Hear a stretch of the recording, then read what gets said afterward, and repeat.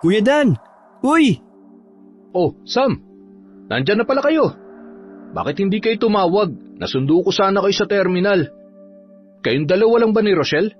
Nasaan sila tito at tita? Akala ko next week pa kayo eh. Nanorpresa kayo ha? Daming tanong ah. Kami lang talaga ni Rochelle ang umuwi, kuya. Sila mama ayaw iwan ng resto. Saka na raw sila uuwi dito. Eto kasing si Rochelle eh. Gusto munang lumayo sa mausok na lugar. May ilang araw kasi siyang bakasyon sa trabaho. Kaya naisipan niyang pumunta rito. Alam naman sila mama. Hindi sila papayag kapag umuwi na mag-isa si Rochelle. Kaya pinasama na ako. Ganun ba? Babae kasi. Natural lang sa magulang na mag-alala. Abay, halin muna kayo sa loob ng bahay. Hindi man lang kasi nagpasabi na uuwi pala. Nakapagpaluto sana ako kay nanay ng masarap-sarap na ulam. Nakakaya naman sa inyo. Ang galing mo pa naman magluto, Sam. Ay naku Kuya Dan, huwag ka na masyadong mag-abala pa sa mga pagkain. Mas gusto namin yung mga sariwang gulay lang. Kahit nga yung inibabaw lang sa kanin eh. Umay na rin kasi kami sa mga karne. Alam mo na, may restaurant kami. Umay na ako sa mga luto ni Sam.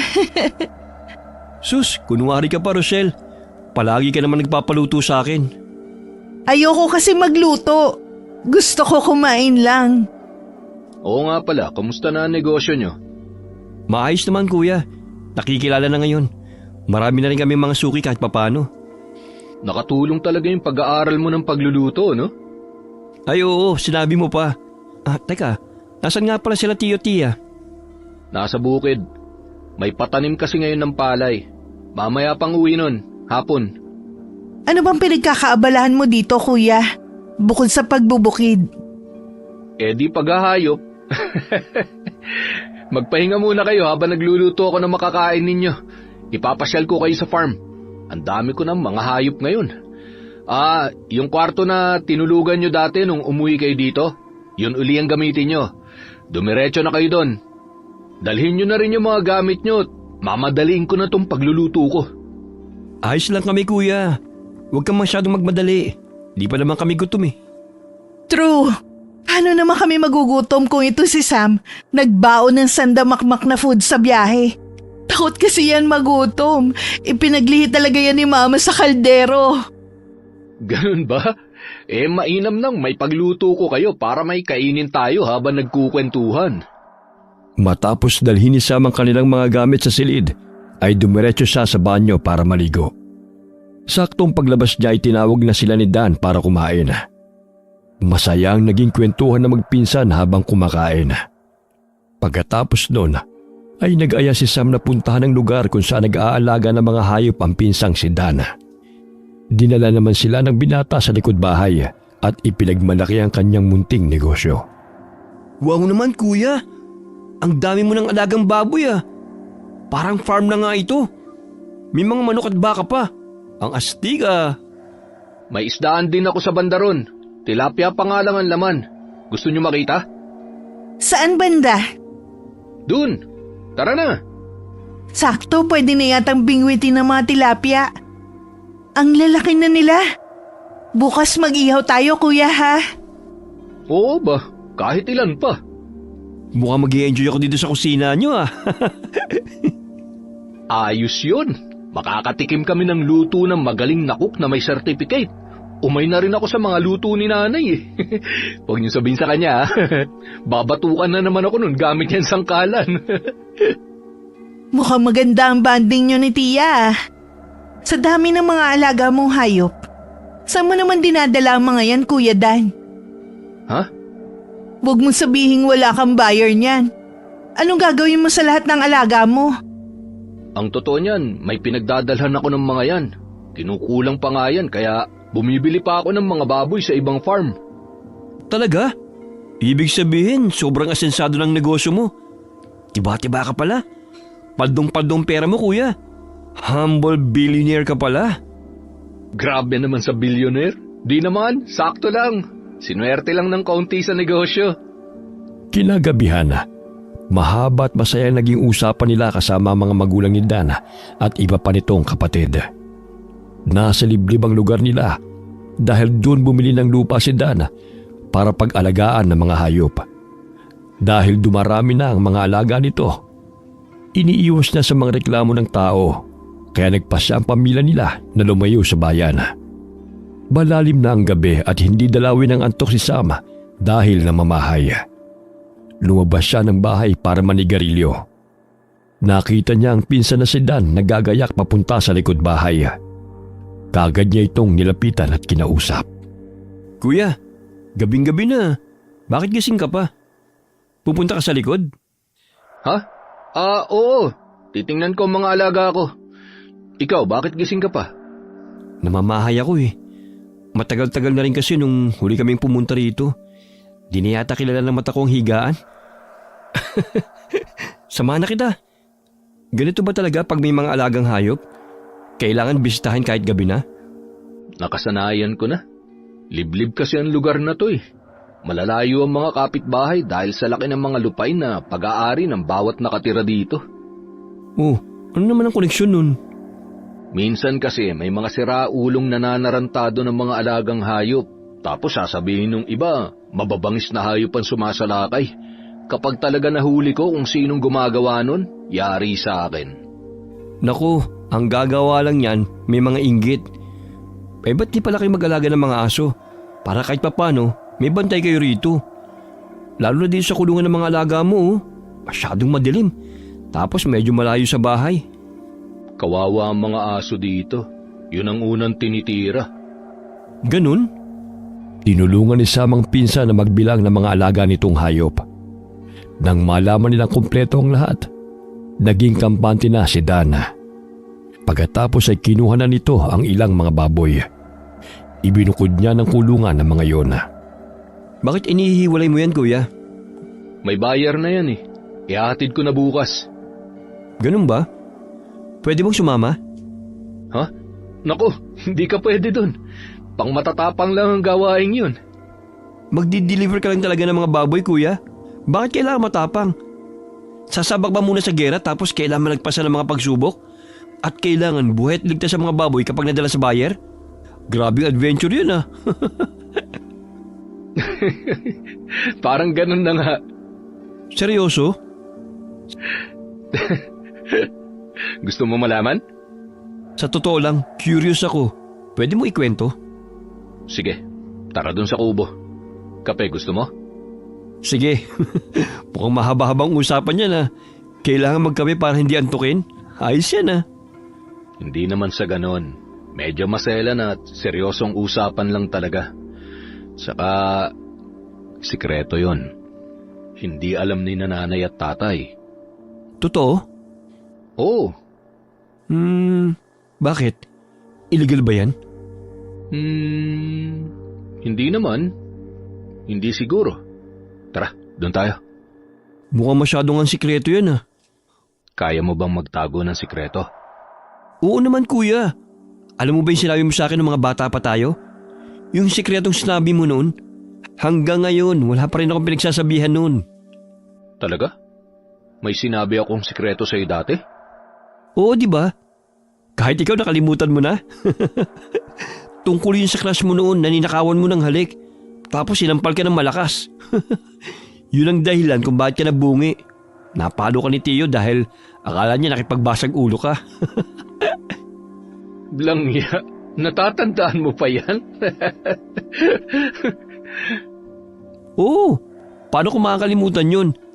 Permanent tooth mo yung natanggal. Dahil doon, lagi ka nabubuli dahil sa pagkabungal mo. Naging basagulero ko tuloy kasi binubugbog mo yung mga bully. Napansin ko lang ha, ang hilig mo magtago ng sikreto. Diyan ka ba pinaglihin ni Tia? Ewan ko ba? Etong kape mo. Dagdagan mo na lang ng asukal kapag kulang sa tamis. Salamat.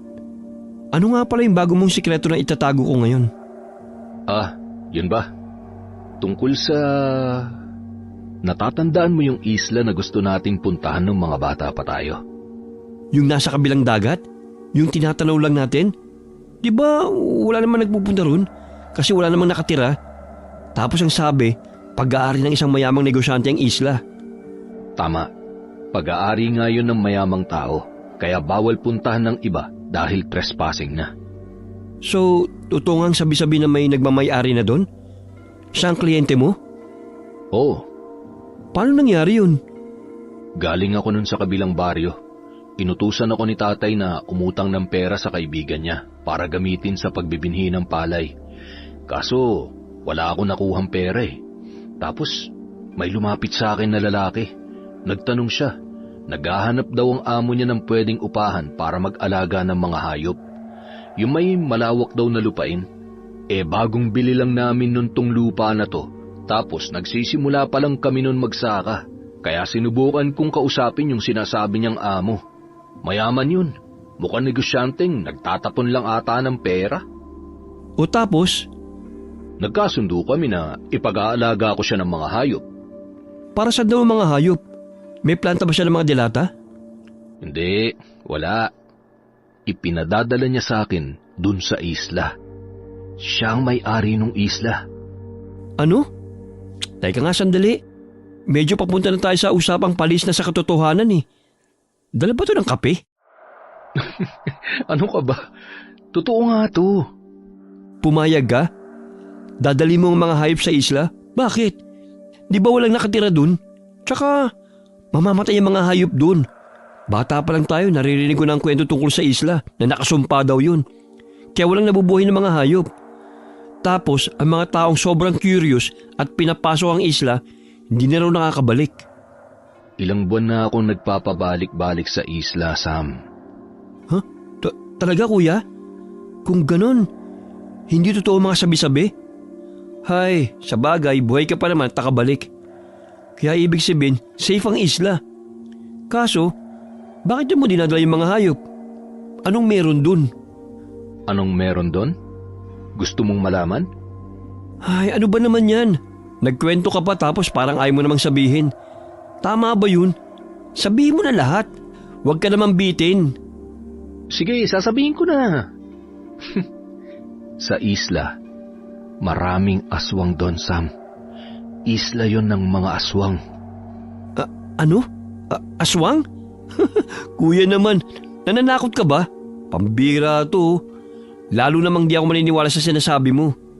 Yan ang totoong kwentong barbero.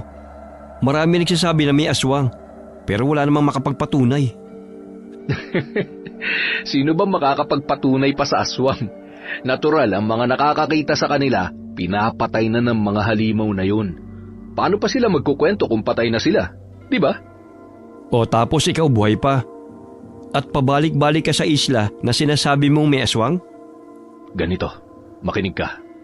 Nalaman ko kasi sa kliyente ko na ang isla na yon ay sa angkan talaga nila. Nakasumpa ang angkan nila na sa loob ng 1 dekada may ipapanganak na aswang. Kaya ang ginagawa nila, kapag isinilang ang batang yon, dinadala na kaagad nila sa isla. Gawain na nila yon hanggang sa ginawa na nilang negosyo. May mga kaibigan at kakilala sila na may mahal sa buhay na nahawahan ng pagkaaswang. Kaya nagbabayad sila para itira doon sa isla ang aswang nilang pamilya. Kaya walang nabubuhay na hayop doon dahil sa mga aswang? Eksakto! Kaya rin ang mga pumapasok doon ay hindi na nakakabalik dahil nilalapan ng aswang? Nakuha mo? Talino mo? Ikaw, bakit buhay ka pa? Iba kasi ako. Dinala ako dun sa isla na may-ari at ipinakilala sa mga aswang bilang tagadala ng pagkain nila. Kaya hindi nila ako pwedeng lapain. Kasi kapag ginawa nila yun, magugutom sila. Mamamatay sila.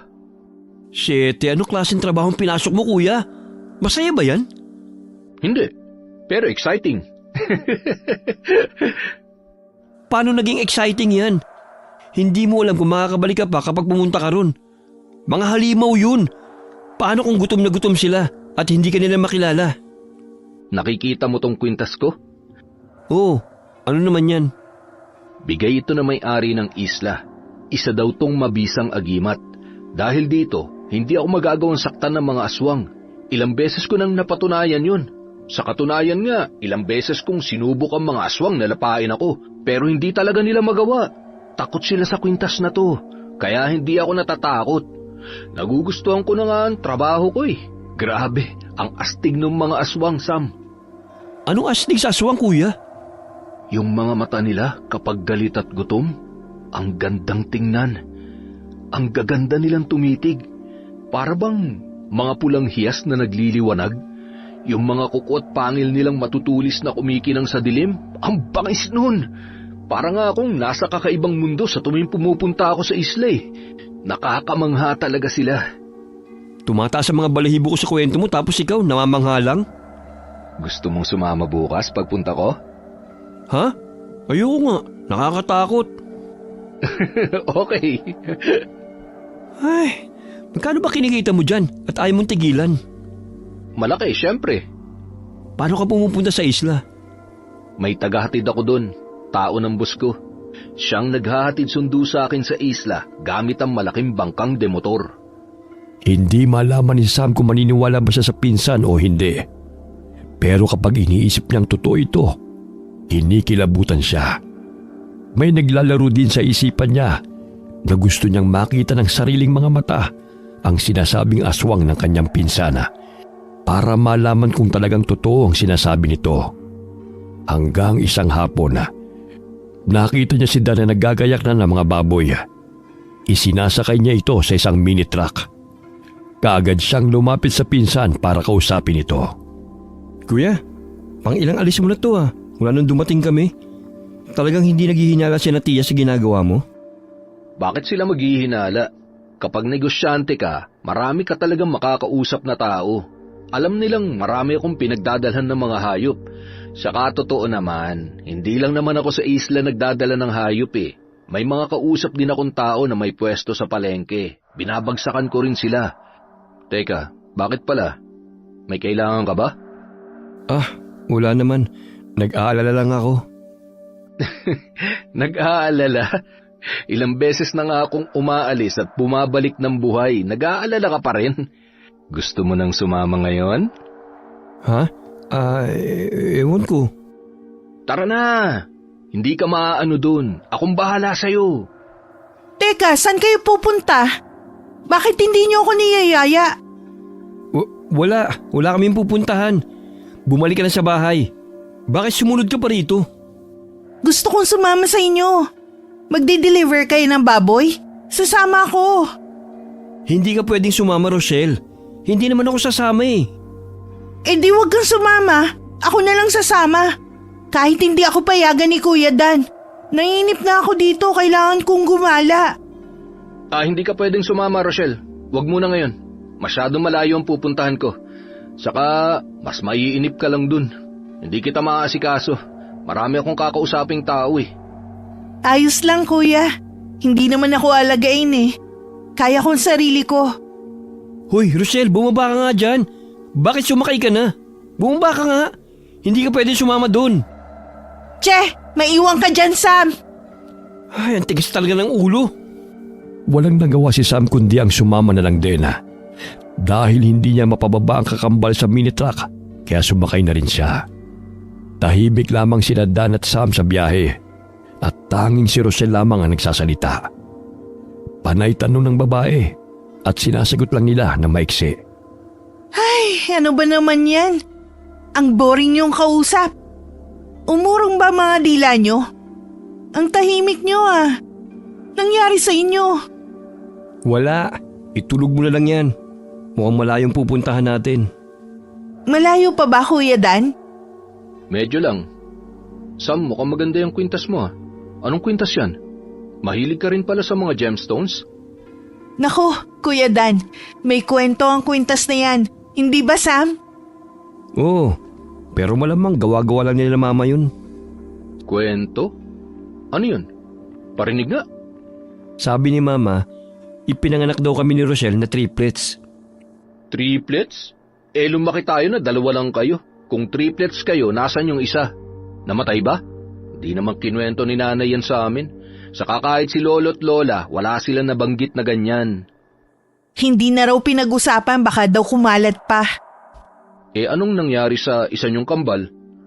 Hindi talaga tao ang kakambal namin yun. Ahas daw. Pagkatapos raw namin lumabas ni Rochelle, lumabas din ang ahas na may balot pa ang katawan, na parang plastic na manipis. Tapos kumawala daw yung ahas sa balot niya. Bago daw umalis ang ahas, tinuklaw pa raw si Rochelle. Hindi raw kasi umiyak si Rochelle nung ipinanganak. Kaya akala nila ipatay na siya. Pagkatapos daw tuklawin ng ahas, umiyak si Rosel. Nataranta daw sila. Gusto nilang hilahin yung ahas, pero mabilis daw gumapang palayo. Natakot sila na baka lalong mamatay si Rosel dahil sa kamandag ng ahas. Tapos nalaman nilang nag-iwan pa ito ng batong hiyas. At ito yung kwenta sa suot ko ngayon. Mutya? Mutya ng ahas ang hiyas na yan. Ayos ah. Bakit ikaw may suot, hindi si Rochelle? Hindi kasi pwede sa akin yan. Nagkakasakit daw ako kapag sinusuot sa akin ni Mama noon, sabi niya. Kaya kay Sam na lang binigay. Ang galing ah.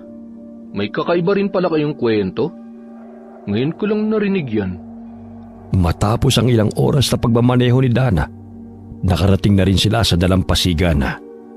Nakita ng kambal ang isang bangkang di motor na nakahinto sa gilid ng dagat. May isang lalaking naroon na tila may katagalan nang naghihintay. Kumaway si Dan sa lalaki at kumaway din naman ito pabalik. Pagkatapos ay ipinwesto na ni Dan ang sasakyan malapit sa bangka at inilatag ang tulay na kahoy. Itinaboy niya ang mga baboy para sumampa sa bangka. Dahil sanay na si Dan sa gawaing yun, ay madali niyang napasakay ang mga hayop. Ang galing ah! Madali din palang utusan ng mga baboy. Ang sabi nga, ang baboy daw ang pinakamatalinong hayop. Sabi? Alam mo ikaw, ang hirap mong kausap. Di malaman kung kailan ka maniniwala. Parang palaging kailangan ng proof. Sino ba mga kasama mo, Dan? Mga pinsan ko po. Bakasyonista po galing sa Manila. Hello po, Sam po pala. Hello Manong, ako po si Rochelle. Si Mang Edgar pala. Siya maghahatid sa atin sa isla. Siya pala yung sinasabi mo? Oo. Mukhang may mga pinag-uusapan kayong hindi ko alam Bakit mo sila isinama? Hindi mo dapat isama ang mga yan. Alam mo namang delikado. Doon ko lang po sila iiwan sa dalampasigan para po makalangoy-langoy sa dagat. Mas maganda po kasi ang tubig doon. Baka mamaya maging pagkain lamang sila ng mababangis na hayop doon. Ano? Maraming mababangis na hayop doon? Lahat naman ng bundok may mababangis na hayop. Tara na kayo, sumampa na kayo sa bangka. Saan ako papwesto? Puro baboy na. Sumiksik ka na lang. Sumama ka pa kasi. Ginusto mo to, di ba? Kaya huwag kang magreklamo. Che, pang-asar ka talaga. Habang nasa biyahe sila papunta sa isla, napapansin ni Sam na palaging sumusulyap ang matandang lalaki sa kanila. Nakaramdam na siya ng kakaiba rito. Alam niyang delikado ang isla na pupuntahan nila. Pero ang mga tingin ng matanda ay lalong nagpakilabot sa kanya. Hindi naman niya makausap ang pinsana dahil abala ito sa pag-aasikaso sa mga baboy. Mayroong mga baboy na malilikot at gustong tumalon sa tubig. Hindi naman makakatakas ang mga ito dahil nasa kulungan. Pero bahagyang tumatagilid ang bangka dahil nagpupuntahan sa isang parte ang mga baboy. Kaya pinaghihiwa-hiwalay ni Dan ang mga ito. Matapos ang ilang minuto, nakarating na rin sila sa kabilang pangpang. Mayroong mini truck doon at ito ang ginagamit ni Dan sa paghahatid ng mga hayop sa lugar na pinagdadalhan niya. Pagkababa nila sa bangka, muling nagsalita ang matandang lalaki. Huwag mo nang isamang babae, Dan. Iwan mo na lamang siya rito. Dito ka na lang namin hihintayin sa bangka. Bilisan nyo na lang ang pagbalik. Po? Bakit naman po? Mas mainam na ang ganoon kaysa magkaproblema sa huli. Ayos lang po ako, Manong. Magdadala lang naman po kami ng baboy sa customer ni Kuya Dan Tapos babalik din po kami. Huwag na po kayo mag-alala. Kuya Dan, mukhang may tama naman si Manong Maiwan na lang kami dito ni Rochelle. Hihintayin ka na lang namin dito. Ha? Ayoko. Sasama ako kay Kuya Dan. Maiwan ka dyan, Sam. Ano ka ba, Rochelle? Makinig ka nga sa akin. Dito na lang tayo. Ayoko. Sige, dyan na lang kayo. Mabilis lang ako. Malapit lang din naman yon. Sasama ako, Kuya. Napakamot ng ulo si Sam nang makitang sumakay na sa truck ang kapatid. Wala siyang nagawa kundi ang sumakay na rin kaysa magpaiwan. Bago siya umalis ay narinig pa niya ang bulong ng matandang lalaki. Pero hindi na lamang niya pinansin. Ang titigas ng ulo. Bahala kayo. Wala pa namang proteksyon ng babae. Dalian nyo na lang. Bumalik kayo kaagad ha. Huwag na kayong magliwaliw. Dan, huwag kang magpapaabot ng 1 oras. Opo! Ang kulit ng matandang yun. As if namang magpapaiwan ako kasama niya sa bangka, no? Hindi talaga ako magpapaiwan doon. Nakita mo ba ang tingin niya sa akin? Mukhang manya ka matandang yun. Mabait yun. Wala sa mata niya ang pagiging mabait. Ang sarap dukutin ng mata niya. Baka naman may dahilan siya kung bakit ganun siya makatingin. Ano naman ang dahilan niya? Basta. Kuya Dan, huwag tayo magtagal ha. Ganun na nga ang mangyayari. Nang marating na nila ang lugar, inilibot ni Sam ang kanyang paningin. Nakita niya na isang maliit na baryo ito. Habang pumapasok ang kanilang sasakyan, isa-isang naglalabasan mula sa mga kubo ang naninirahan sa baryo. Mga normal na tao ang itsura nila, pero matatalim kung tumingin.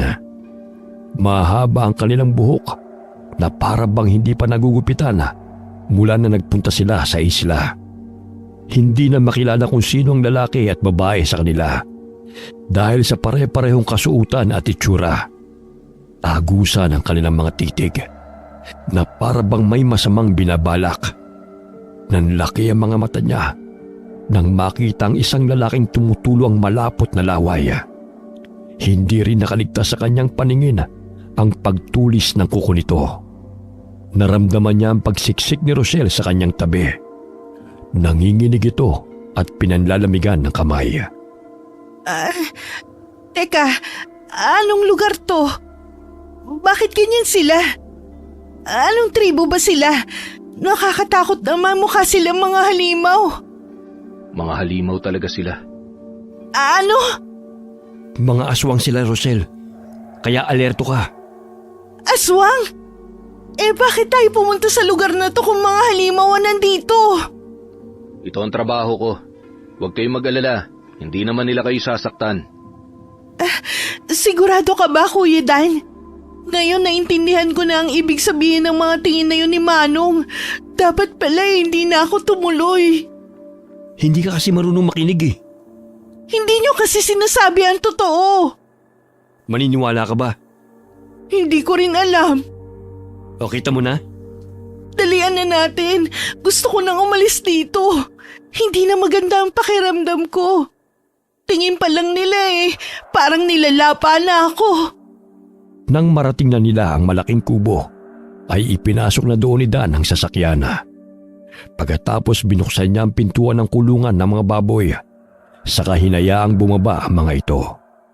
Bumaba naman si Sam sa sasakyan, habang si Rochelle ay naiwan sa loob dahil natatakot siyang madagit ng mga kakaibang tao. Maya-maya'y may dumating na isang matandang babae. Mabuti at dumating kayo na maaga ngayon. May kasama ka, Dan. Oo, huwag niyong gagalawin. Aalis din kami agad. Bakit ka nagsama ng hindi dapat isama? Ang babaeng yun walang proteksyon. Hindi ko masasagot ang buhay niya. Halimaw ang mga nakatira rito. Kapag may masarap na pagkain sa kanilang pang-amoy, nababaliw sila. Kaya mo naman silang pasunurin, hindi ba, tanda? Hindi sa lahat ng oras. Humahalimuyak ang amoy ng babae. Bilisan ninyo at umalis na kayo agad. Excuse me po. Aswang din po ba kayo? Lahat ng nandito ay aswang. Okay po. Salamat. Habang nag-uusap sila, ay bigla silang nakarinig ng malakas na kalampag sa unahan ng sasakyan. Kasunod nito ang malakas na sigaw ni Rochelle. Dali-daling napatakbo si Sam para tignan ng kapatid. Kasunod niya si Dan at ang matandang babae. Naabutan nilang tinatangay ng isang aswang si Rochelle. Biglang nataranta si Sam at nagmamadaling hinabol ito para iligtas ang kapatid. Nang maabutan ay hinawakan niya sa braso si Rochelle, habang si Dan naman ay kinuha ang kanyang latigo na buntot pagi sa sasakyan. Mabilis niyang hinabol ang aswang at saka hinagupit ito ng latigo. Pero nanlaban ang aswang. Binitiwan nito si Rochelle at galit na inatake si Dana.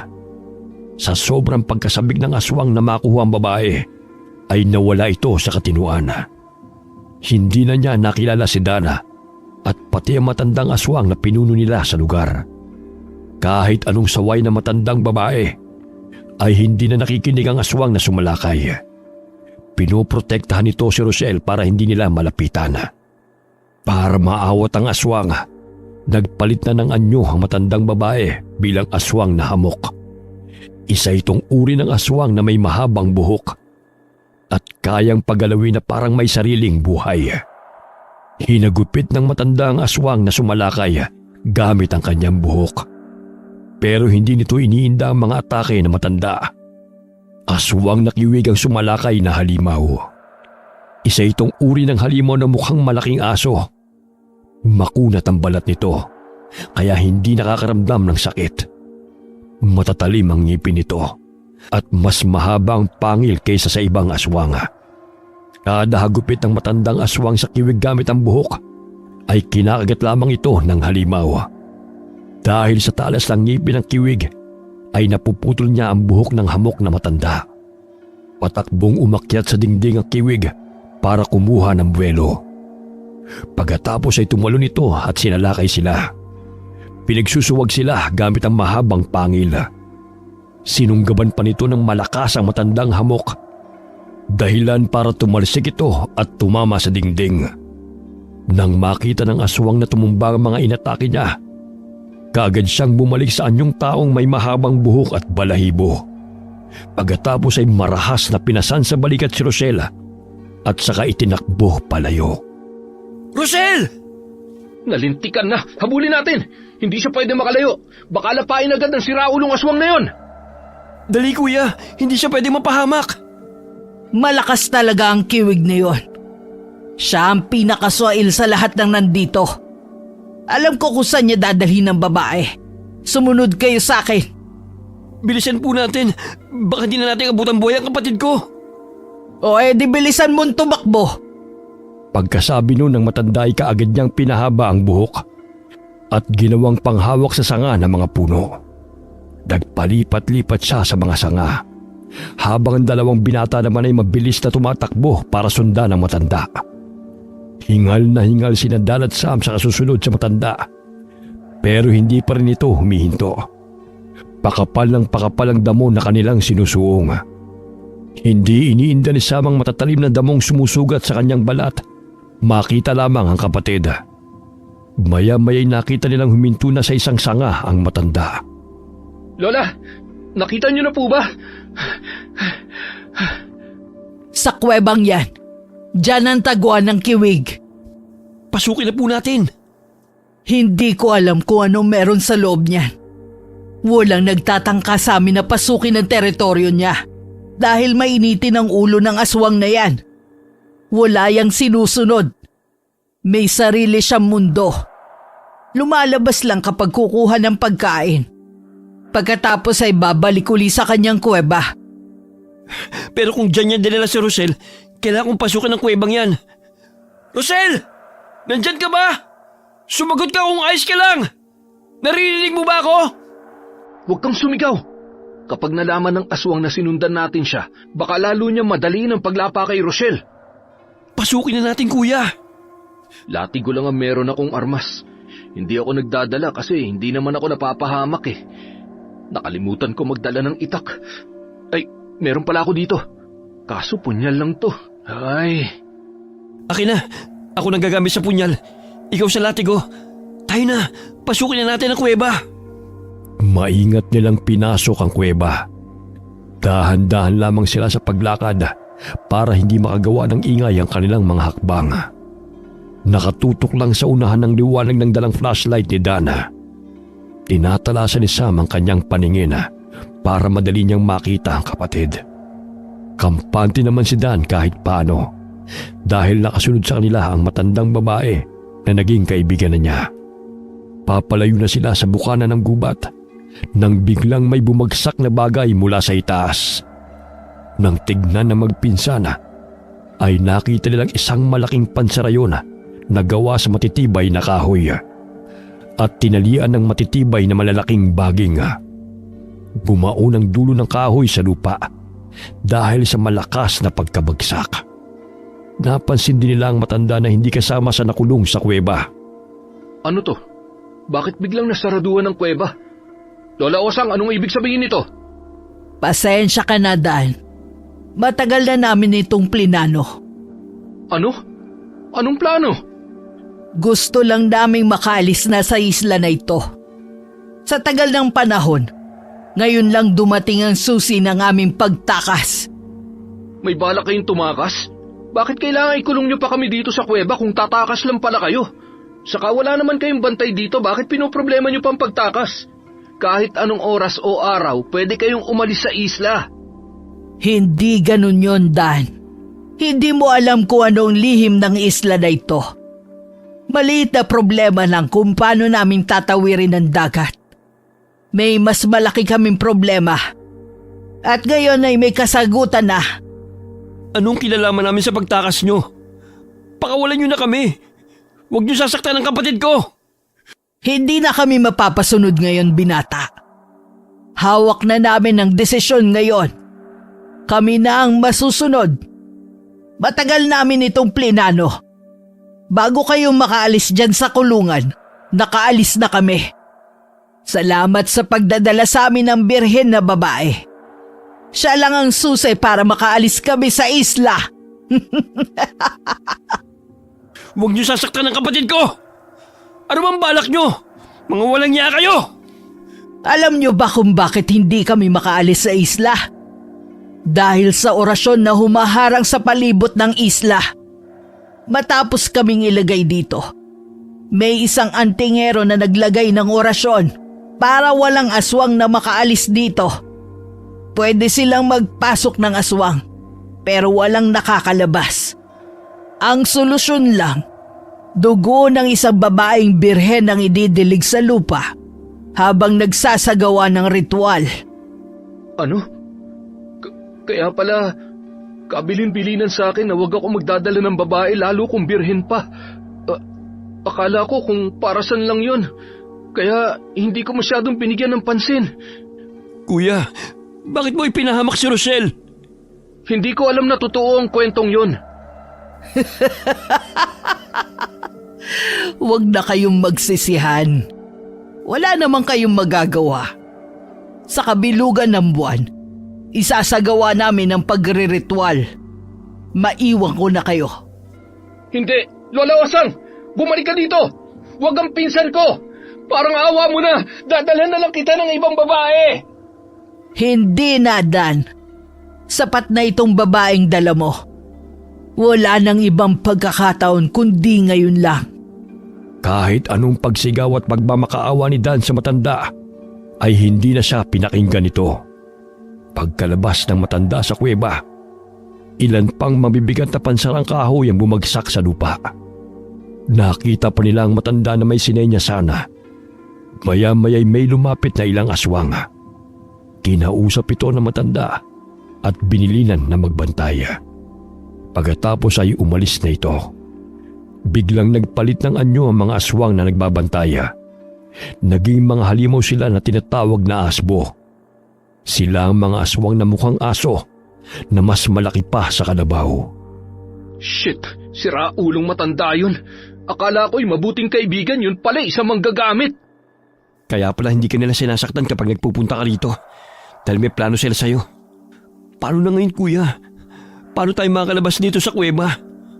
Tignan mo yung mga kahoy na nakaharang. Ang lalaki niyan. Sinsin pa mga butas. Paano tayo makakalabas? Wala pa tayong dalang itak. Si Rochelle, ang kapatid ko. Mga walang iya kayo! Huwag niyo sasaktan ang kapatid ko! Ako ang kalabanin niyo! Mga duwag! Huwag ka nang sumigaw. Mauubos lang ang boses at lakas mo. Tulungan mo na lang ako. Kaya nating alisin ang mga kahoy na to. Paano, kuya? Nasaan na yung punyal na binigay ko sa'yo? Eto, paano mo naman gagamitin yan? Masyadong maliit yan para sibakin ang malalaking kahoy. Putulin natin ang baging na nakatali para makalas ang mga kahoy. Tapos gamitin natin ang matatanggal na kahoy para wasakin ang iba. Sige, pwede nga yung naisip mo. Kesa wala tayong gawin. Sinimulan nila ang planong pagwasak sa mga nakaharang na kahoy. Pahintu-hintu sila dahil sa pagod. Mas lalo namang nangihina si Sam kapag naiisip niya ang kapatid. Hindi ko mapapatawad ang sarili ko kapag may masamang nangyari kay Rosel. Huwag kang mag-isip ng negatibo. Hindi ngayong gabi ang kabilugan ng buwan. Kailangan natin makaalis dito bago sumapit ang kabilugan ng buwan. Oo nga pala. Kaso may mga asungot sa labas. Mahihina lang ang mga yan. May kaduwagan ng mga asbo. Madali silang takutin. Kapag nasaktan ng isa sa kanila, matatakot na ang iba. Mukhang marami ka nang alam sa kanila. Paano mo nalaman ang mga yan? Sabi ni Mang Edgar. Oo nga pala, ang matandang yon. Hindi ba siya pupunta rito? Hindi siya sumasama dito. Sa dalampasigan lang talaga siya naghihintay sa akin. Sinusunod niya lang ang utos ng amo niya. Kapag sinabi niya sa akin kung ilang oras lang siya maghihintay, ganun lang talagang gagawin. Kapag lagpas na ang oras at wala pa ako, aalis na siya ng isla. Ano? Hindi ka man lang niya pupuntahan para alamin kung ano nangyari sa'yo? Alam niyang kapag hindi ako nakabalik agad, nilapa na ako ng mga aswang. Hindi niya isasakripisyo ang buhay niya. Ang trabaho niya lang, ihatid at sunduin ako. Buisit, sana ngayon tabla na naman siya ng konsensya. Tama ng pahinga. Simulan na ulit natin ang pagwasak sa mga kahoy. Pinagtiyaga nilang hampasin ang mga kahoy hanggang sa isa-isang nawawasak ang mga ito. Ilang oras na ang lumipas at lalo lang silang nangihina dahil sa pagod at gutom. Uhaw na rin sila na nakadagdag pa sa kanilang hirap. Kapag tinitignan ni Sam ang mga nakaharang na pansara, ay nawawalan siya ng pag-asa dahil halos hindi pa nila napapangalahati ang mga nawawasak. Umupurol na rin ang kanilang punyal sa kakaputol ng mga baging. Maya-maya ay nakakita si Sam ng ahas na papalapit sa kanila. Kuya Dan, may ahas! Nasaan? Ayun o, namumula mata niya. Ganyan ba ang mata ng ahas kapag gabi? Hindi ko alam. Hindi naman ako naghahanap ng ahas kapag gabi na. Umalis ka dyan. Hahagupitin ko ng latigo. Mag-ingat ka. Mabibilis kumilos sa mga ahas. Baka mamaya matuklaw ka. Kaya nga lumayo ka, baka ikaw ang puntiryahin. Lumugar si Sam sa likuran ng kanyang pinsana habang hinahagupit ang ahas. Kitang-kita niya ang liksi ng kilos ng hayop. Umiiwas lamang ito sa mga hagupit ni Dana pero hindi umaatake. Maya-maya'y naramdaman ni Sam ang kakaibang init ng suot niyang mutya. Nagliliwanag din ito kasabay ng liwanag ng mga mata ng ahas. Napatitig siya sa mata ng ahas dahil sa pagtataka. Hanggang sa nakaramdam siya ng kakaiba. Pakiramdam niya'y naiintindihan niya ang ahas na yon. Tinignan niya lang ito nang nagpasa nila matapos iwasan ang mga atake ni Dana. Susugurin pa sana ng pinsan ng hayop pero pinigilan ito ni Sam. Bakit mo ako pinipigilan?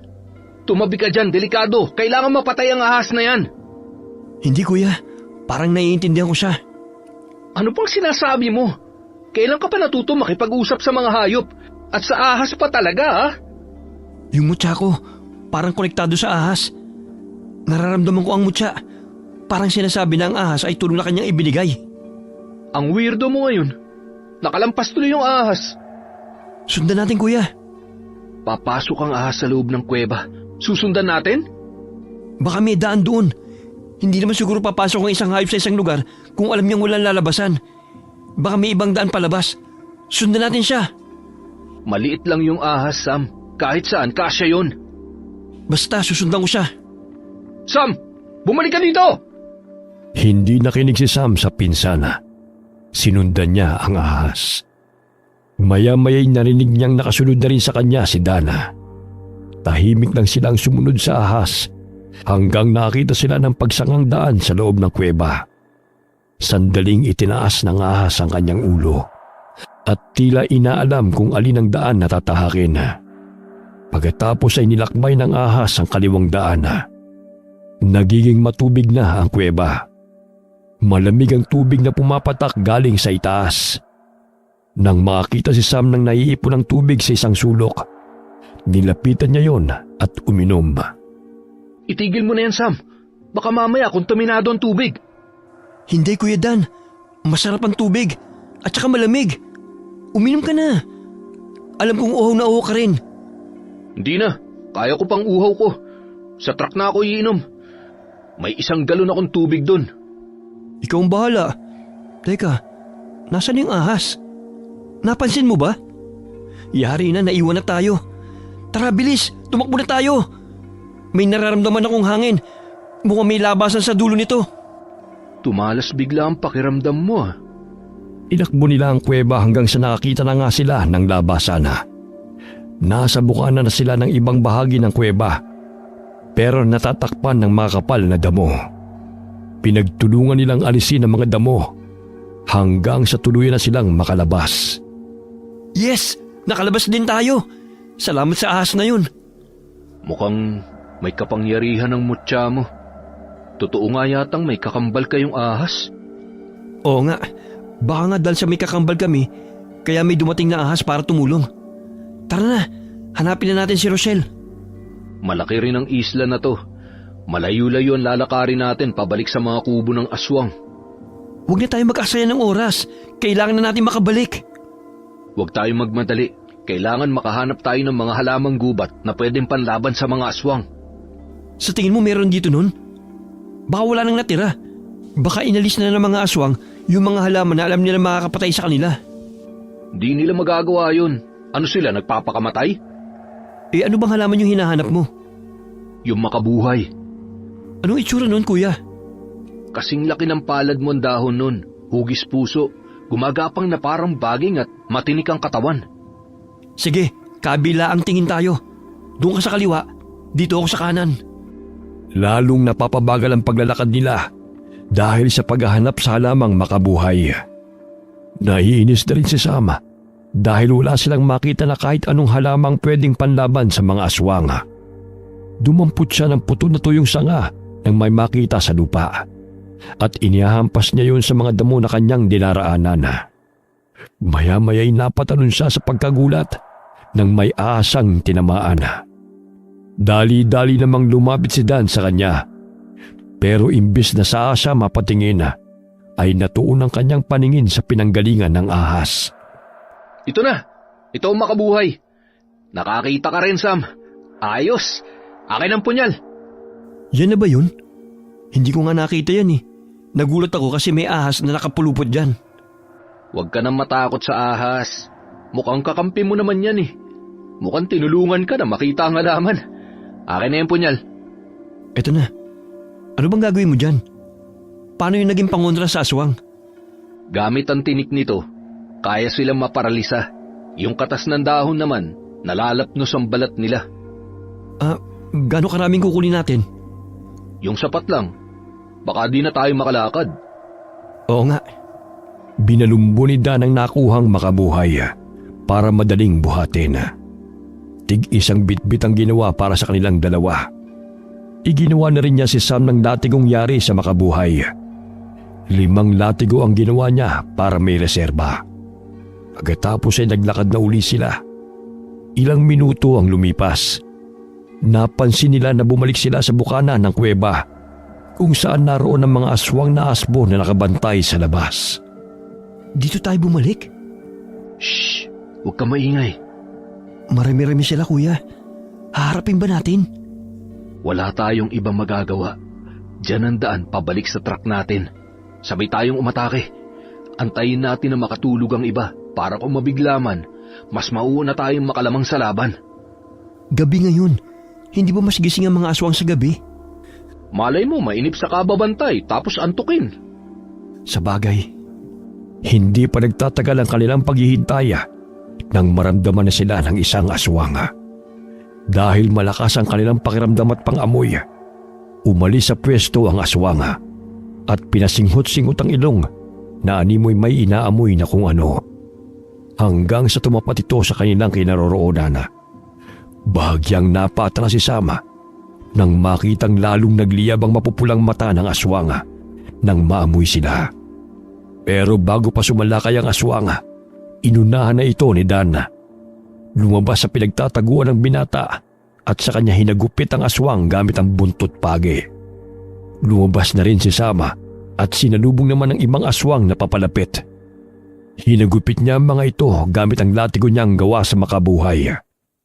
Malalakas na atungal ang pinakawalan ng mga aswang kada lumalapat sa kanila ang latigo. Umaatras sa mga halimaw at maya-maya hindi na makagalaw. Kitang-kita ni Sam ang marka ng tinik ng makabuhay na lumatay sa balat ng aswang. Dahil nalaman niyang napaparalisa nga ng halaman ng mga aswang, nawala ang kanyang takot sa mga ito. Tumapang siya at sunod-sunod na inatake ang iba pang mga aswang na naroon. Galit na galit ang mga aswang sa kanila. Pero hindi na sila makagalaw dahil sa pagkaparalisa. Ano? Ha? Lalaban pa kayo? Halika, lapit! Makabuhay lang pa na makakatalo sa inyo eh. Tingnan nyo natin ko. Nagkaluray-luray na dahil sa kakahagupit ko sa inyo. Ano? Ngayon, natatakot na kayo sa amin? Halika, sugod pa! Tama na yan! Palibhasa, hindi na sila makagalaw. Ang lakas mo maghamon ng laban. Nakalimutan kong sabihin sa'yo na may oras lang ang pagkaparalisado ng katawan nila. Maya-may, makakagalaw na rin ang mga yan. Ano? Ba't di mo kagad sinabi? Kakala ko forever na silang ganyan. Naman oh. Ano pang ginagawa natin dito? Umalis na tayo bago sila sumalakay ulit. O di ba, natakot ka rin? Akala ko ba hinahamon mo pa sila? Hindi na pala. Nagbago na ang isip ko. Tara na, iligtas na natin si Rochelle. Sandali, Bakit? Ano yun? yung mga asbo, Ha? Ano nangyayari? pinupuluputan ng mga ahas. San galing ang mga yan? Bakit napakarami naman? Ikaw ba may gawa niyan? Tinawag mo sila? Ha? Hindi ah. Malay ko dyan. Tayo na. Umalis na tayo. Baka mamaya pati tayo puluputan din ng mga ahas. Mabuti pa nga. Saan kaya nila dinala si Rochelle? Wala naman silang ibang pupuntahan kundi sa mga kubo nila. Doon tayo pumunta. Gaano ba karami yung mga aswang dito, kuya? Marami rin.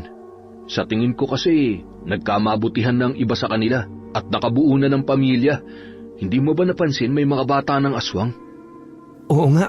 Malay ko bang kakatapo lang sa kanila dito. Anak na pala nila yun? Oo, anak na nila. Kaya hindi na ako nagtataka na gusto na nilang umalis sa isla para makahanap na mas maraming pagkain.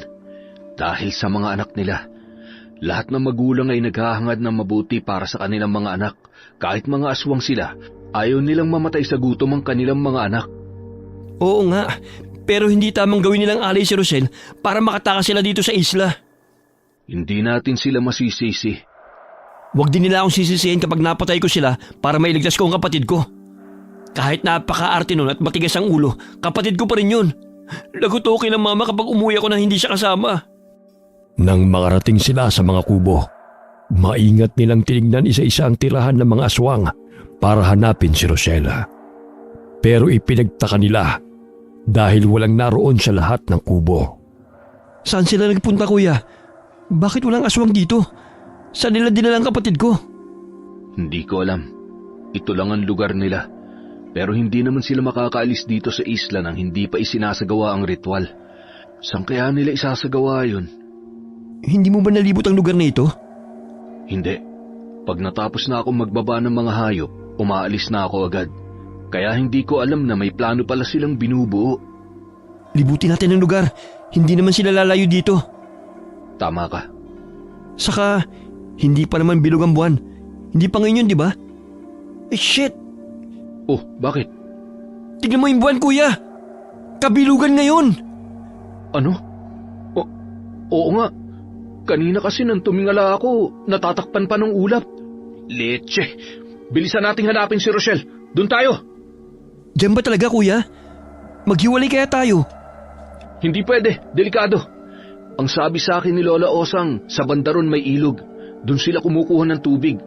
Naitanong ko kasi dati sa kanya kung paano sila umiinom. Madalas din daw sila doon dahil malilim kapag may araw na. Nakakapagtago sila sa sinag ng araw. Kung ganun, bilisan na natin.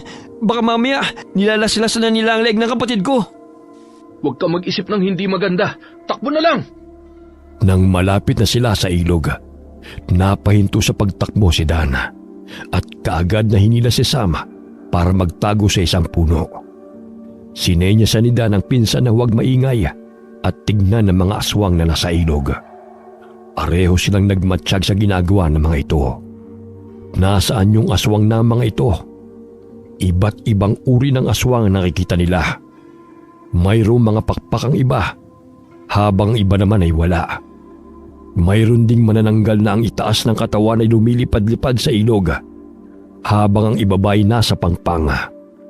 Nang igala ni Sam ang paningin, nakita niya ang kapatid na nakagapo sa kahoy na nakatusok sa gitna ng ilog.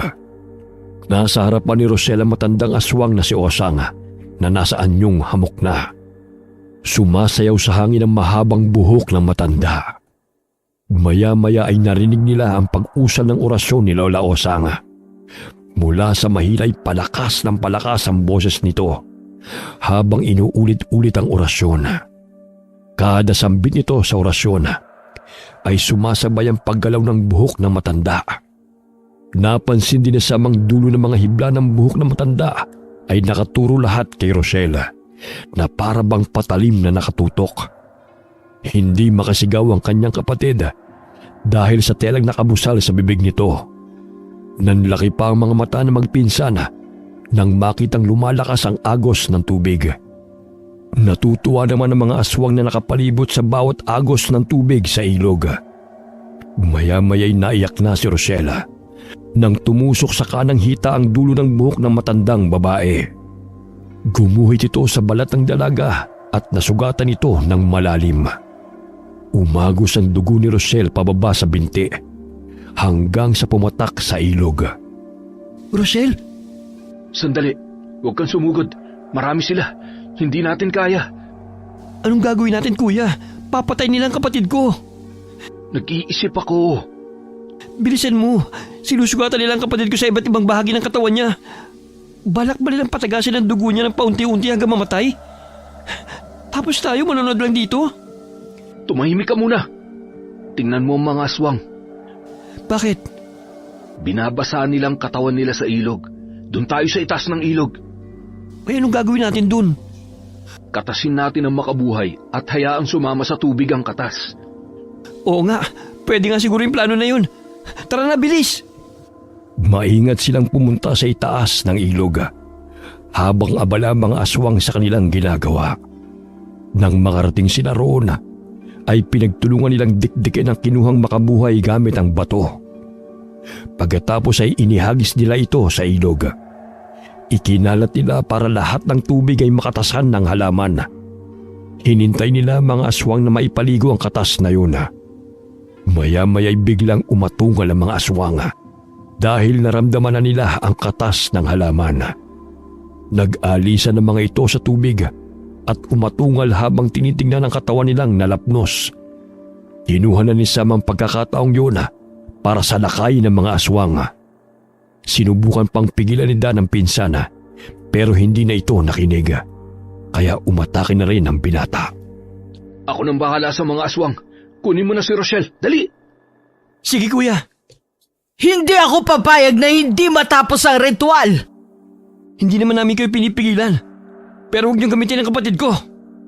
Hindi mo siya makukuha. Ako makakalaban mo. Eh di maglaban tayo, tanda. Kaya mo bang labanan ng makabuhay na ito? Walang kwenta ang halamang yan. Kaya mo ba ang mahaba kong buhok? Ha? Walang gunting. Buwisit. Mas naunang umatake yung matanda kay Sam, kaya panay iwas lamang ang ginagawa ng binata. Nahihirapan din siyang kumilos dahil sa malakas na agos ng tubig. Kahit matanda na si Lola Osang, ay maliksi pa rin itong kumilos, lalo na at bilog ang buwan. Bawat buhok na tumatama sa katawan ni Sam ay pinababagsak siya nito sa tubig. Pero agad siyang bumabangon at muling umaatake. Pero hindi niya malapitan ang matanda. Hindi rin tumatama ang latigo niyang gawa sa makabuhay. Dahil napipiko na siya sa matanda, tumakbo na lamang siya para sakalin ito. Sinalubong naman siya ng mga buhok nitong para ng ahas na lumilipad-lipad sa hangin. Pero ang ipinagtataka niya, dahil panay lamang ang hagupit ng matanda sa kanya para bang iniiwasan nito na masugatan siya ng buhok. Alam ni Sam na matalim ang dulo ng buhok ng matanda na para bang punyala, pero hindi yun ginagamit ng aswang. Dahil doon ay umatake siya ulit. Nilito niya ang aswang hanggang sa mahawakan niya ang buhok nito. Hinigit niya ito, dahilan para matumba ang matanda sa tubig. Hinila niya ito at dinala sa maagos na parte ng ilog. Sa kanya binitiwan ang buhok. Dali-dali niyang nilapitan si Rosella at gamit ang punyal na nakasuksok sa kanyang bewang, pinutol niya ang pagkakatali ng kapatid. Dalian mo, Rochelle! Pumunta ka na kagad sa pangpang. Kunin mo tong isang latigo. Gamitin mong panghagupit sa aswang. Tayo na! Saan ka ba pupunta? Bumabangon ng matanda sa tubig. Lulunurin ko siya. Mag-iingat ka! Huwag ka nang papahuli sa mga aswang, ha? Oo na! Muling hinarap ni Sam ang matandang aswang, pero nakita niyang masamang tingin ito kay Rochelle. Naghahanda ang aswang na salakayin si Rochelle. Lalong namula sa galit ang mga mata ng matandang hamok. Diretsong tingin ito sa kapatid ni Sam na nooy papunta na sa pangpanga. Maya-maya'y gumalaw na uli ang mga buhok ng matanda. Umaba ito at balak puntiryahin ang dalaga. Mabilis na tumakbo si Sam para harangin ang buhok. Saktong pagtapat niya ay tumusok sa kanyang tagiliran ang dulo ng buhok. Natigilan ng matanda sa nangyari. Bigla nitong hinugot ang buhok, dahilan para pumatak ang dugo ni Sam sa tubig. Walang yaka! Hindi dapat sinamahan ng dugo mo ang dugo ng babaeng berhen! Sinira mo ang ritual! Ano? Nasira ang ritual dahil sa dugo? Ganun? Didagdagan pa natin. Huwag mong gagawin! Lalapain kita! Ginagawa ko na. Nakita mo to? Sinusugatan ko na ng punya ng katawan ko. Dugo ko lang pala magpapayak sa'yo. Dadamihan ko pa. Sira ulo ka! Lapain sila! Walang iiwang buhay! Dahil sira ng ritual, gawin pagkain ang mga yan! Patayin sila! Napalingon si Sam sa paligid. Nakita niya ang mga aswang na nasa pampang ng ilog. Nanlilisik ang namumula nilang mga mata. Naghabaan ang kanilang matutulis na kuko at pangil. Maya-maya'y sabay-sabay na sumugod ang mga ito na parabang hindi na nag-iisip. Ang ilan sa kanila ay tumutulo pa ang malapot na laway. Sam, dalian mo na! Punta na sa pangpang! Oo, kuya. Nakasunod na ako sa'yo. Bilisan nyo! Dali! Nagpupuntahan na sila dyan! Rosel, sa likod mo! Ha? Anong meron? Aswang! Anong gagawin ko? Hagupitin mo! Tanga ka talaga! Ano ba? Paano pa ito gamitin? Hampasin mo lang! Dahil sa pagkataranta ni Rosella, hindi na niya malaman kung paano hahagupitin ang aswang gamit ang latigo na gawa sa halamang makabuhay. Palapit ng palapit sa kanya ang aswang at wala siyang magawa kundi ang umatras. Akmang dadambahin na siya ng halimaw nang bigla itong bumagsak sa lupa. Nanlaki ang mga mata ng dalaga nang mapatingin sa gumawa nun. Manong? Ano bang ginagawa nyo? Bakit ang tagal niyong bumalik? Mang Edgar? Pumunta ka rito, Manong. Huwag ka na maraming tanong. Pumunta kayo sa likuran ko. Dali-dali nagpuntahan na magpipinsan sa likuran ng matanda. Inilabas naman ng matanda mula sa dala niyang bag ang mga dinamita. Sinindahan niya mga ito, saka ibinato sa ilog. Mabilis na nagtakbuhan ng mga aswang sa kabilang parte ng ilog para di mahagip ng pagsabog. Pero ang ilang mga aswang ay nagkaluray-luray at kumalat sa ilog ang mga parte ng kanilang katawang nagkapira-piraso. Umalo din sa tubig ang kanilang mga dugo na lalong nagpatungal sa matandang aswang dahil sa galit. Dali na! Takbo na sa truck! Mabuti po at nagpunta kayo dito. Alam ko na mangyayari ito. Hindi kagad ako nakasunod dahil naglagay ako ng mga bitag sa daan. para kung sakaling sumugod ang mga aswang para habulin tayo, masisilo sila ng mga bitag. Alam niyo rin ang tungkol sa ritual na ginawa ng mga aswang? Oo, dahil lolo ko naglagay ng orasyon para ikulong ang mga aswang sa islang to. Wala ko naiintindihan. Ang alam ko lang napapagod na ako. Nang marating nila ang mini truck na minamaneho ni Dana, mabilis silang sumakay doon. Sa unahan sumakay si Rosella, habang si Mang Edgar at Sam naman ay sa likod ng mini truck. Habang umaandar ang sasakyan, ay iniabot ng matanda kay Sam ang isang galon na may lamang likido at may nakakabit na pang spray sa bunganga. Ano po to? Kapag may aswang kang nakita, paulanan mo niyan. Tubig yan na may katas ng bawang at kalamansi. Sige po, salamat po pala, binalikan niyo kami. Akala ko talaga wala kayong pakialam. Matitigas ang ulo ninyo. Hindi na kayo marunong makinig sa matatanda. Huwag na po kayo manermon. Late naman po kayong dumating eh. Pasalamat ka nga't dumating pa ako eh. Kung hindi, lahat kayo'y naubusan na ng dugo. Naisipan mo pa talagang sugatan ang sarili mo para lang masira ang ritual? Wala na po akong ibang maisip eh. Hindi ka talaga nag-iisip. Sa tingin mo, masisira ng dugo mong ritual? Hindi po ba? Dugo ng kambal ang magsasakatuparan sa ritual para mapalaya ang mga aswang.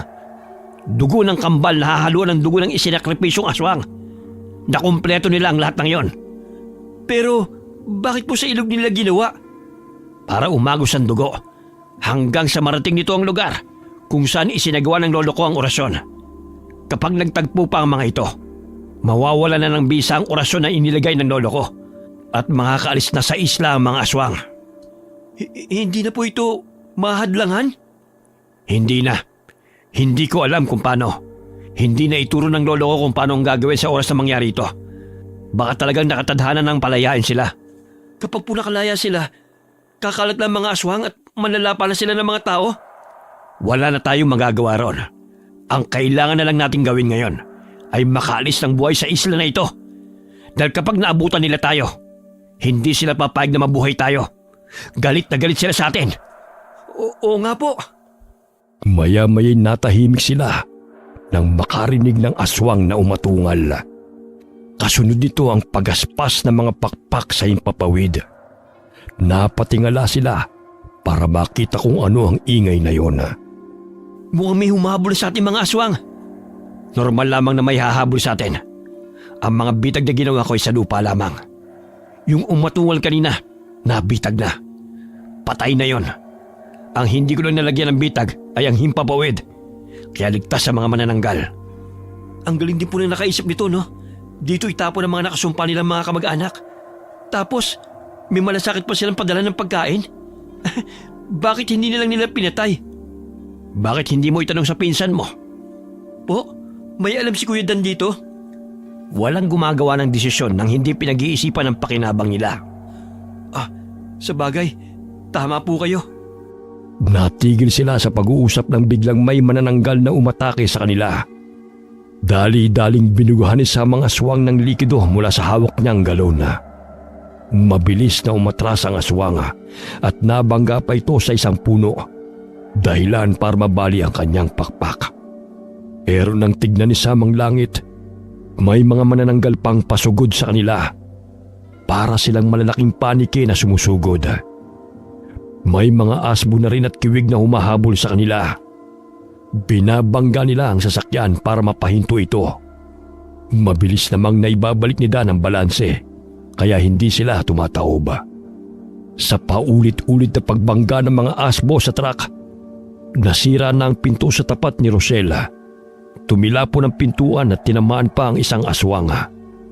Malakas na sumigaw ang dalaga dahil sa takot nang makitang sumasabay sa tapat niya ang mabilis na asbo. Nang makakuha ito ng tiyempo, ay tumalo ng asbo para hablutin ang dalaga. Pinagsisipa naman ito ni Rosella, kaya nakagat ng aswang ang kanyang binti. Sumigaw sa sakit ang dalaga nang bumao ng matalim na pangil ng aswang. Pero kaagad ding bumitaw ang asbo at nang bumagsak sa lupa, ay nakita nilang nangingisay ito. Ano nangyari doon? Malay ko! Pero buti nga sa kanya! Ang sakit ang kagat niya! Baon na baon sa laman ko! Wala mang rabis ang mga aswang! Baka maging aswang na ako nito! Huwag naman sana! Hindi ka magiging aswang. Yung dugo mo pa nga yata ang pumatay dun sa asbo eh. Mukhang mas malakas ang kamandag mo kaysa sa laway nila. Nagagawa mo pang magpatawa, kuya! Hindi nakakatawa! Hoy! Dalihan mo na sa pagdadrive! May nakasunod na naman! Ibigay mo na lang ang binti mo. Kagatin mo na lang sila na maubos na. Siraulo ka! Ilaglag kaya kita nang ikaw na ang lapain nila! Ayos lang kayo dyan? Hindi! Sino magiging maayos sa sitwasyon na to? Rosel, kunin mo tong galon! Aanhin ko yan! Isprayan mo ang mga aswang! May katas ng bawang at kalamansi ito! Dapat kanina mo pa binigay! Huwag ka na nga panayreklamo! Abutin mo na lang to! Dali na! May papalapit na sa iyo dyan! Pagkabigay ni Sam ng galon, ay binalingan naman niya ang mga manananggal na tila hindi nauubos ang bilang. Patuloy siya sa pagbubuga ng likido sa mga aswang. Hanggang sa mapansin niyang ubos na ang laman ng galon at yun na rin ang huli. Inihagis na lamang niya ang mga galon at hindi niya sinasadyang tamaan ng ilang manananggal. Bumagsak ang mga ito at sumabit sa sanga ng mga puno. Ginamit naman ni Mang Edgar ang natitira pa niyang dinamita. Habang si Sam ay sinasalubong ng hagupit ang mga aswang na umaatake, gamit ang latigo niyang gawa sa makabuhay. Buisit! Hindi ba napapagod ang mga aswang na yan sa kakasalakay nila? Hindi ba nila naisip na kung sana yung magpahinga na lang sila at maglaan ng lakas na languyin ng dagat kung gusto nila makalis ng isla? Patawa ka rin, bata. Sabi ka mga aswang na yan sa karne ng tao. Natural lang na hindi nila haayaan makawala ang masarap na pagkain.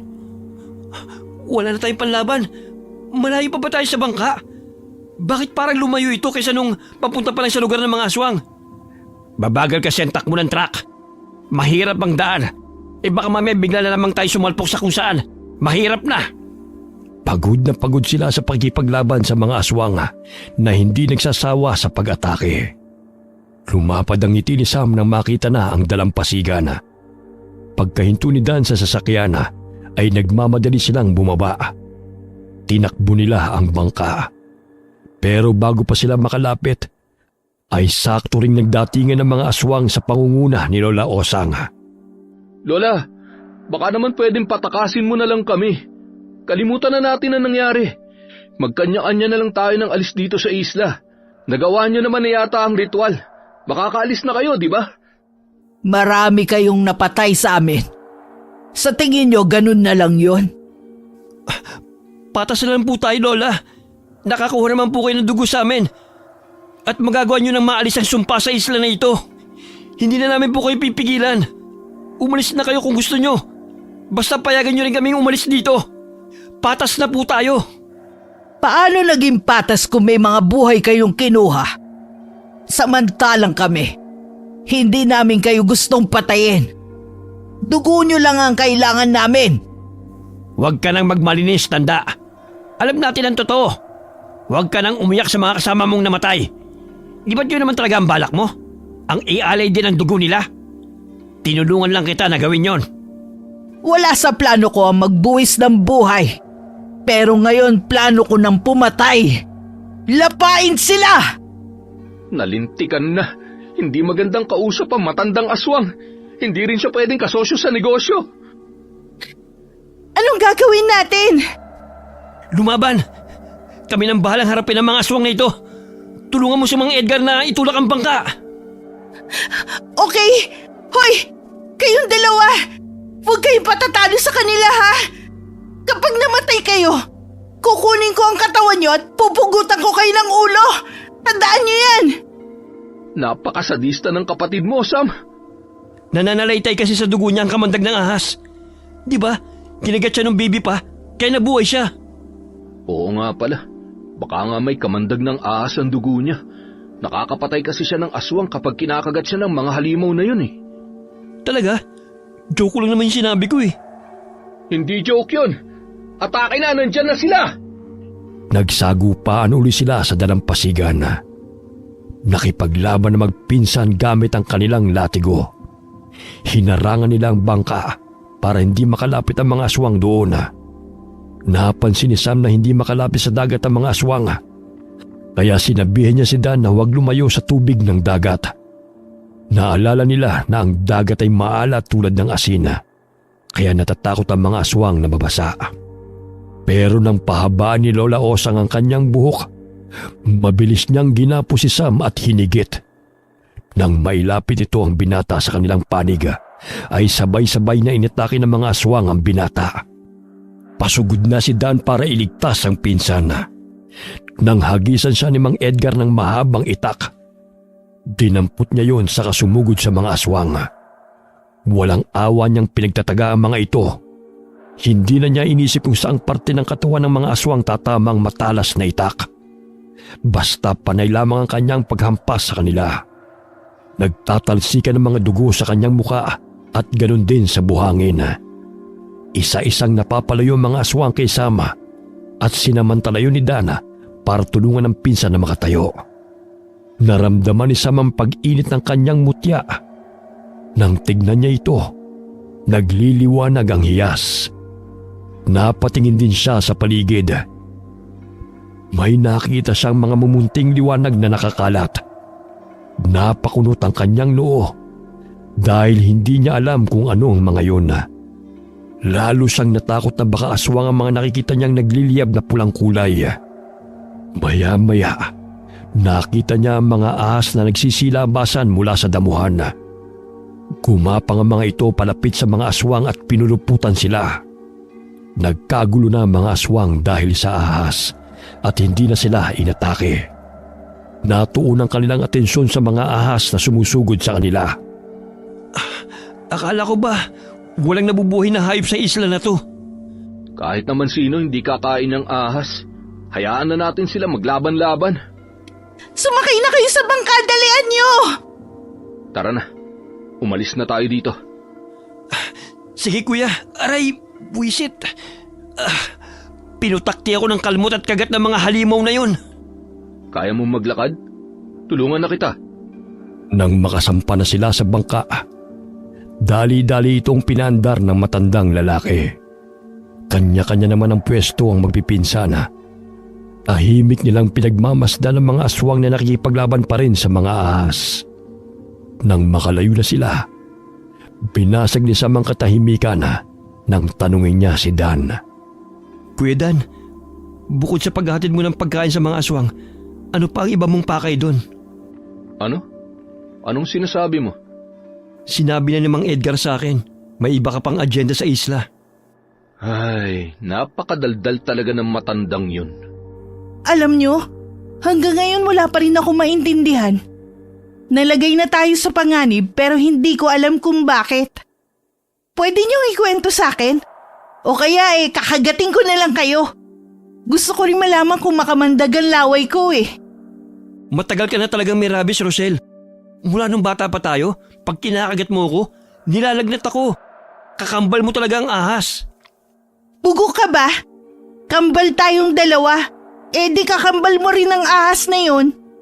Ikaw nga ang sinusunod nila Tingnan mo yung mga ahas sa isla na uutusan mo. Hindi ko sila inutusan ha.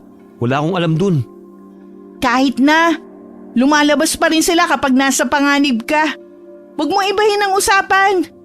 Ano nga ang tanong mo kay Kuya Dan? Huwag nyo nang alalahanin. Hayaan nyo na sa akin yon. Huwag na ninyong idamay ang buhay nyo rito. Basta, ano man ang mangyari, wala kayong alam. Naintindihan nyo? Pag uwi natin, isipin nyo lang na walang nangyari. 2 araw ang lumipas. Nakita ni Sam ang pinsan na nakaupo malapit sa kulungan ng mga alaga nitong baboy. Lumapit siya at nakitang may hawak itong maliit na bote na may lamang likido. Ano yan kuya? Ito ba? Wala to. Huwag mo nang itago, nakita ko na Marami ka pang itinatago. Ano yan? Yan ba ang isang dahilan kung bakit ka bumabalik sa isla na yon? Oo. Alam mo ba kung anong laman nitong bote? Ano ba yan? Laway ng aswang. Laway? Anong gagawin mo dyan? pumupunta ako sa isla para makipagtransaksyon. Dinadalan ko sila ng pagkain kapalit ng kanilang laway. Binabayaran ako ng mahal ni boss para sa laway na to. Anong ginagawa niya sa laway ng aswang? Ginagamit niya para hawahan ng mga taong gusto niya. Mga mayayaman, anak ng mayayaman. Kapag naging ganap na aswang na sila, kokontakin siya ng mga kamag-anak. Walang ibang pagdadalhan sa mga aswang nilang mahal sa buhay, kundi sa isla lang na yon. Dahil doon, ligtas sila. Walang hiya. Ibang klase magnegosyo ang boss mo ha. Ginagawa niyang aswang ang mga tao. Tapos pagkakaperahan niya. Paano na ngayon kung sakaling makaalis na ng tuluyan yung mga aswang sa isla? Wala na siyang negosyo? Hindi ko alam. Matalino yung tao na yon. Halangang bituka, walang konsensya. Pati kamag-anak tinatalo niya. Alam mo ba, hindi lang akong tagahatid ng pagkain sa islang yon. Hindi lang din si Mang Edgar ang tagahatid sundo. Ilang grupo kami, pero ang iba, hindi na nakakabalik. Maswerte lang ako kasi meron akong anting-anting, kaya hindi ako nagagawang lapain ng mga aswang. Saka, ako lang ang bukod tanging kumukuha ng laway nila. Itigil mo na yan kuya. Ikakapahamak mo yan. Baka balikan ka nila. Huwag ka na magpakita sa taong yun. Oo, tama ka. Kasi oras na malaman niyang wala ng aswang sa isla, ako ang una niyang babalikan. Ang mga aswang, isa-isa nang kakalat sa iba't ibang panig ng bansa. Manghahawa sila, manlalapa, magkakalat ng lagim. Galit ang mayroon sila para sa mga tao dahil ikinulong sila sa isla at pinahihirapan. Sigurado maghihiganti sila sa mga tao. 2 panig ang hahabol sa atin. At tumatawa ka pa talaga? Basta, ang una mong iligtas ang sarili mo, okay? Delikado ka. Pupuntahan ko nga pala si Mang Edgar sa susunod na araw. Bakit? Siya lang ang may kayang dasalan ng anting-anting ko para maging ligtas ako sa mga gustong pumatay sa akin. At ang boteng hawak ko ngayon, ito na lang ang huling alas ko. Gagamitin ko tong pang-blackmail kay boss. Sa oras na may gawin siyang hindi maganda, gagawin kong aswang ang paborito niyang anak. Ay, hindi ko talaga alam kung bakit ka napasok sa ganyang gulo. Pero hindi pa rin ako ligtas, Sam. Baka isang araw, mabalitaan mo na lang, natagpuan ang katawan ko sa ibang lugar. Wala nang buhay. Kaya magpakalayo na kayo ni Rochelle. Naintindihan mo? Huwag mo nga akong tinatakot. Sumama ka na sa amin. Lumayo ka dito. Doon ka sa Maynila. Maraming tao doon. Mahihirapan silang saktan ka. Hindi yun ganun kasimple, Sam. May impluensya sila. Hindi ko sila matatakasan. Basta, ano man ang mangyari, huwag mong ipapaalam sa kahit na sino ang tungkol dito. Babalikan nilang lahat ng makaalam nito. Naintindihan mo? Ay, wala na nga ako naiintindihan eh. Natatakot ako para sa'yo. Ano ka ba? Magpakalalaki ka nga.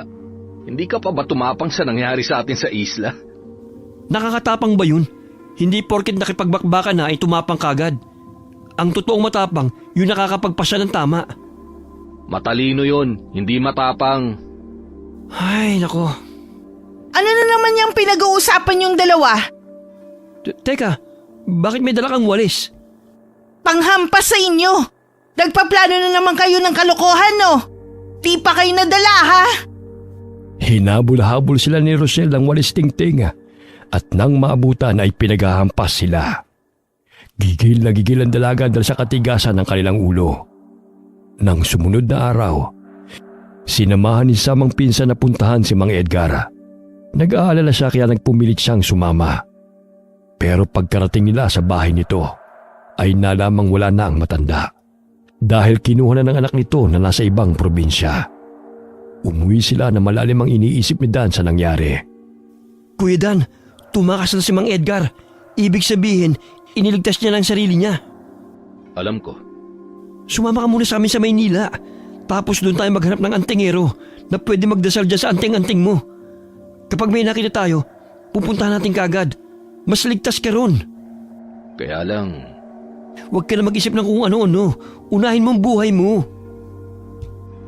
Dahil sa pangungulit ni Sam sa pinsana, napapayag niya itong sumama sa kanila sa Maynila. Tumulong si Dan sa restaurant para hindi mainip. Araw-araw silang naghahanap ng antingero hanggang sa may makapagsabi sa kanila na meron sa malapit na probinsya. Pinuntahan yun na magpinsana. Dinala nila ang anting-anting ni Dana. Namangha ang antingero nang makita ang agimat na yon. Nalaman na magpinsan na ang agimat ay may malakas na kapangyarihan dahil sa mga salitang dasal na nakaukit sa palibot ng anting-anting. Itinuro na lamang ng matandang lalaki kung paanong pakainin ng dasal ang kanyang agimat. Mas mainam daw na si Dan mismo ang mag-alay ng dasal dito dahil siya ang nagtatangan. Sa utos ng matanda, pumunta sa gubat ang magpinsan sa araw ng Biyernes at Petsang 13. Doon pinakain ni Dan ng dasal ang kanyang agimat. Pagkatapos ay binasa niya ang mga salitang nakasulat sa paligid nito. 3 ulit niyang binasa ng tama. Maya-maya'y nagliwanag ang anting-anting at naramdaman ni Dan ang init nito. Sam, nabuhay na ng husto ang agimat ko. Nakita ko nga kuya. Congrats! Sundin mo na yung utos ng antingero. Pakainin mo ng dasal ang agimat mo tuwing huling Biyernes ng buwan. Oo, pwede na akong umuwi sa amin. Uuwi ka na? Oo, kailangan ako ni na tatay at nanay doon. Saka, kailangan kong ituloy ang negosyo kong paghahayupan. O sige, basta kuya. Sa malalapit na gubat ka lang pupunta kapag papakainin mo ng dasal ang agimat mo ha. Baka mamaya bumalik ka doon sa isla. Loko, trespassing na yun. Bukod sa pag-aalaga mo ng hayop, ano pang gagawin mo sa probinsya? Isa na akong ganap na antingero, Sam. Kapag may aswang sa amin na aali-aligid, ako ang tutugis sa kanila. Hindi na ako natatakot sa dati kong boss. Hindi ako tatablan ng bala. Makapangyarihan ang agimat ko. Ay, mas makapangyarihan pa rin ang dasal kuya. Magdasal ka palagi at magsimba tuwing linggo. Siyempre gagawin ko rin yan. Salamat ah. Pasensya na nga pala sa pagdala ko sa inyo sa panganib nung umuwi kayo sa amin.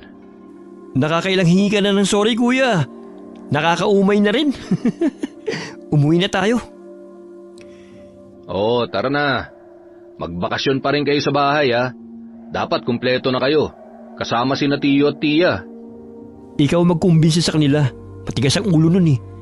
Sa kanila talaga nagmana si Rochelle. Bakit ikaw? Kanino ka nagmana? Kay Lolo. Talaga? Parang hindi naman. Pagkaraan ng ilang araw, nagpasya ng umuwi si Dan sa kanilang probinsya.